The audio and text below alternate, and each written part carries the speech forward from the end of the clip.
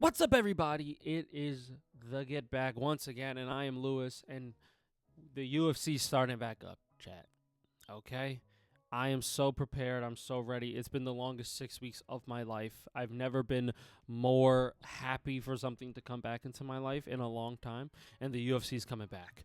Now, what I'm going to be doing in 2026 is I'm going to be breaking down every single fight on every single event for every single card, every fight getting broken down, and I'm going to tally up my wins and losses from each of the cards, and then we're going to see if my predictions are more right than wrong. This is a lot of ego on the line for me, and I like being right, so I'm going to try to get as many right as I possibly can. Okay, so here we go. Starting off, UFC 324, Pimblett, Gaethje. We're starting off with Adam Fugit versus Ty Miller. Now, I'm going to keep it a stack. I've heard about Adam Fugit before. I've never heard about Ty Miller. I never have. Okay, I'm pretty casual when it comes to some of these names and seeing them for a little bit. So bear with me. I may have not seen these guys fight ever. So I'm going to go with the guy that I actually seen fight. I'm going to go with Adam Fugit. I think he can get this one done over Ty Miller, probably by decision. Ty Miller, I was looking at his recent fights before we got started, and he has a lot of decisions. So I'm gonna go with Adam Fugit potentially getting a knockout, maybe TKO. Could get a knockout. It's his debut, right? So he could win this fight. He could lose this fight. It is what it is. I'm going Adam Fugit here, right? And now the next fight up, we have Cameron Smotherman taking on Ricky Turcios. I've never seen Cameron Smotherman fight, but I have seen Ricky Turcios fight. I'm going Cameron Smotherman. I looked at his typology, and he had 2 decision losses to some really good fighters, right? Surdy City and Ricky Simone are really good fighters, right? 12-6 record probably doesn't do him justice. He's fighting some really good guys, right? And Ricky Turcios, I haven't seen him fight in a long time. He sucks. I think Ricky Turcios is not that good of a fighter. I think that this fight could probably go to a decision, but, maybe Cameron Smotherman could catch Ricky Turcios on the feet and potentially win this fight by KO. So I'm going to go with Cameron Smotherman here to beat Ricky Turcios, most likely by decision. And here we go. We got Josh Hokett versus Denzel Freeman. I've seen Denzel Freeman fight. I saw him fight.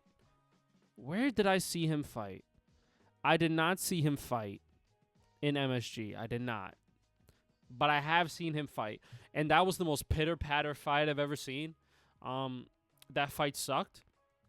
So I'm going to go with Josh Hokett. I looked at it. His average fight time is not that long. And he's 7-0. He gets KOs. I'm going to go with Josh Hokett to beat Denzel Freeman. Maybe Denzel Freeman could catch Josh Hokett is heavyweight after all. But I'm going to go with Josh Hokett here. New face, new guy, never seen him fight before. So I'm going to go with him by KO over Denzel Freeman. There we go. Am I good? There we go. I'm good. I'm good now. Sorry about that, guys. Here we go with the next fight on to the lightweight bout. It's Alexander Hernandez versus Michael Johnson. Michael Johnson has lost 19 times. But is this going to be one? You know what I mean? Like, when Michael Johnson fights, right, it's such a toss-up because when you think he's going to lose, he can win, and when you think he's going to win, he could lose, right? I'm going to go with Alexander Hernandez. He's been on a bit of a streak in the lightweight division, and he's gotten some KOs recently. So I'm going to go with Alexander Hernandez being smart, being patient in this one, and beating Michael Johnson, possibly by decision. Maybe could KO him. Maybe he could, but I don't see that happening. I think most likely by decision, Alexander Hernandez can get this one done over Michael Johnson. And here we go, moving on. A flyweight bout. We have Alex Perez taking on Charles Johnson. Charles Johnson's really good. I like Charles Johnson. I think he's a really good fighter.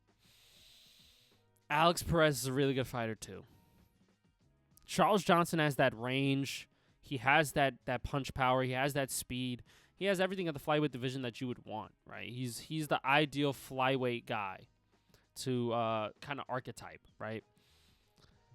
I'm going to go and say that this is probably going to be the big downfall of Alex Perez, and I'm going to go with Charles Johnson via decision, being able to piece up Alex Perez on the feet, being able to get him in the clinch, put him in positions where he could do good damage in close, and potentially use some of that range on the feet as well to be able to make up for the what do you call it? The reach, right? Being able to put in that good work at range, but also using his strikes within the clinch, I think is going to be very paramount. He has a 70-inch reach advantage and 40-inch legs.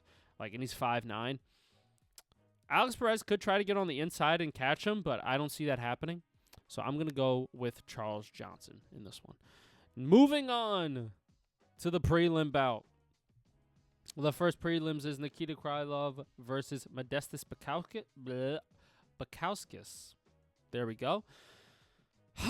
This is a tough one. This is a tough one. Modestas Bukauskas has been on a little bit of a streak recently. Nikita Krylov, last fight he lost. A ground specialist, not really good at striking. Modestas Bukauskas has gotten some guys out of there by KO. Am I going to pick Modestas Bukauskas after I already told myself I'm going Krylov? This is a tough one, chat. Let me know what you guys think about this one in the chat or the comment section down below, because this is a tough fight to call. You know what? I'm switching it. I'm going Modestas Bukauskas by KO over Nikita Krylov here. I'm gonna ride with the hot hand of Modestas Bukauskas, and I think he gets this one done over Nikita Krylov, or he just gets taken down and submitted in the first round. So that could happen, but I don't see that happening. I think he could piece up Krylov on the feet and stuff at least one takedown and get some good shots off and win this fight via KO. And here we go. We're moving on up. Ateba Gutierrez versus Andrei Puliev. Look. Ateba Gutierrez, yeah. He's a monster. He's a monster. Whenever he fights, it's a first-round finish. I think it's going to be more of the same. I think he can get this fight done, but his last name is Puliev, so maybe, he puts in that work. I've never seen this guy fight ever, so potentially we get to see this guy fight for the first time, and I could really be upsetted and potentially pick him in the future. But I'm going to go with Ateba Gutierrez here. I think he continues his hot streak. I think he gets a KO in the first round of this fight. And now here we go, moving on up to the bantamweight bout. Umar Nurmagomedov taking on Deiveson Figueiredo.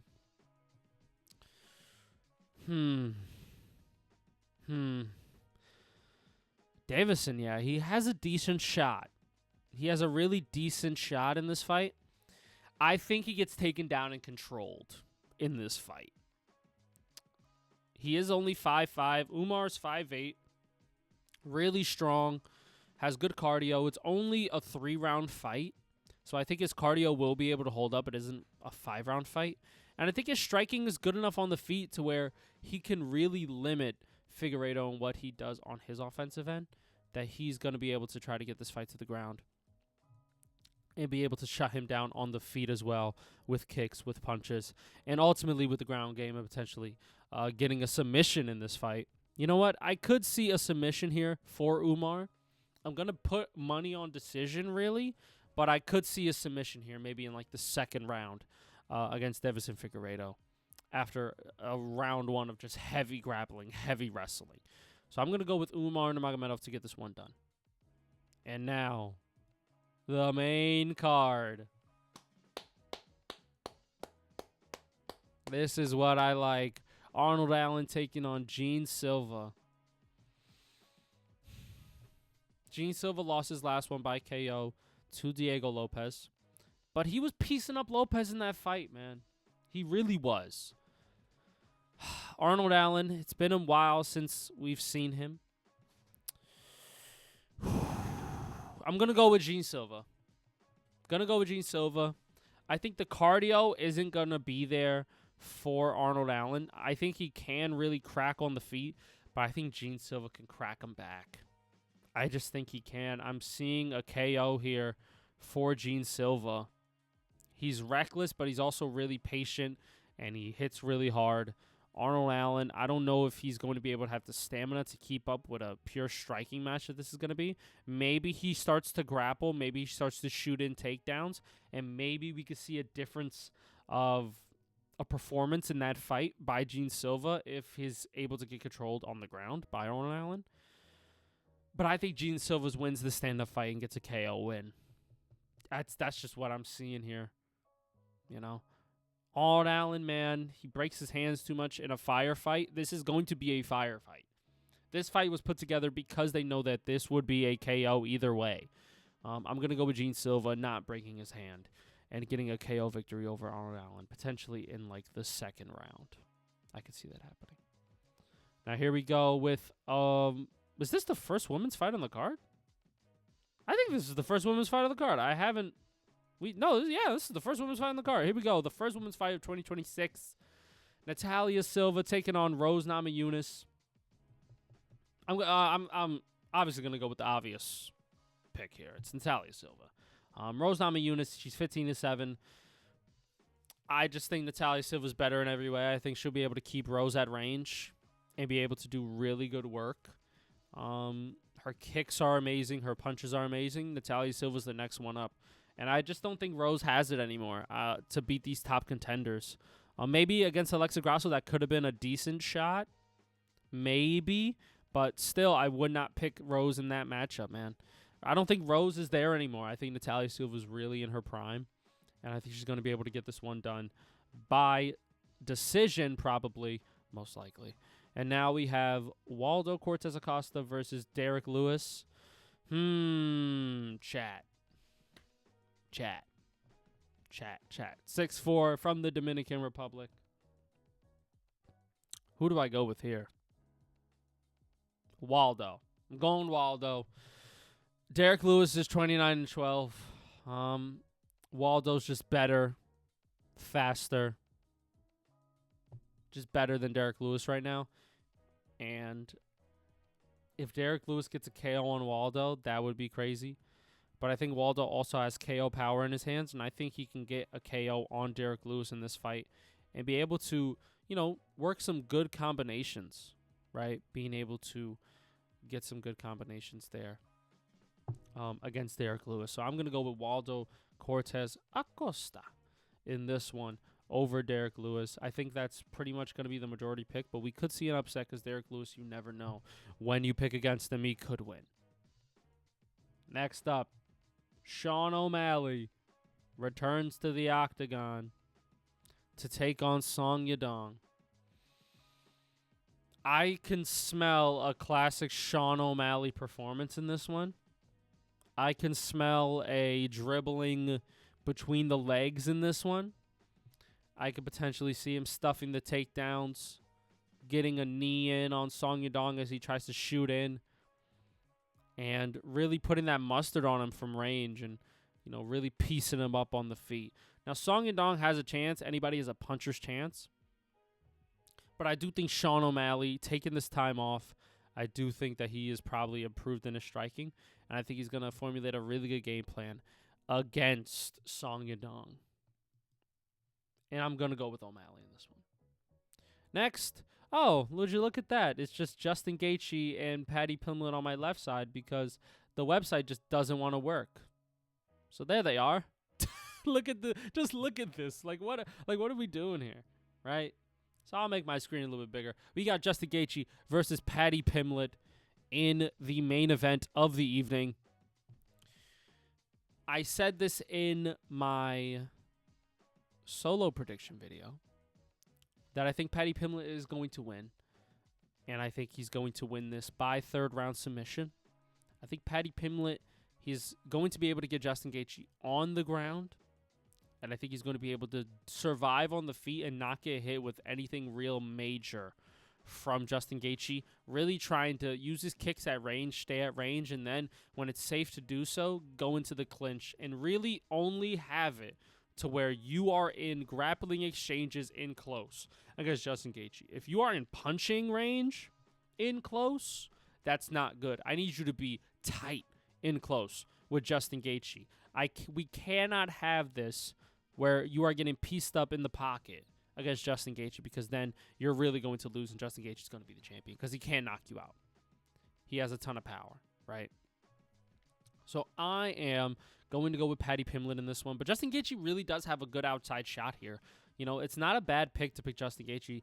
I just think that Paddy Pimblett's going to be able to use his grappling effectively and be able to get this one done by submission in the third round. Those are my picks. Thank you guys so much. This is the first one. I'm going to have all my picks down written for the stream, and we're going to have them laid out as one big thing. And then we're going to have our predictions for it. So it's going to be really fun. I'm going to enjoy it. It's going to be fantastic. Join for the stream Saturday, the 24th, 5 p.m. I will be live probably around like 4:50 for the first fight coming up at 5 p.m. So join me, guys. Thank you guys so much for watching. And as always, take it easy. Peace out. See you guys on Saturday.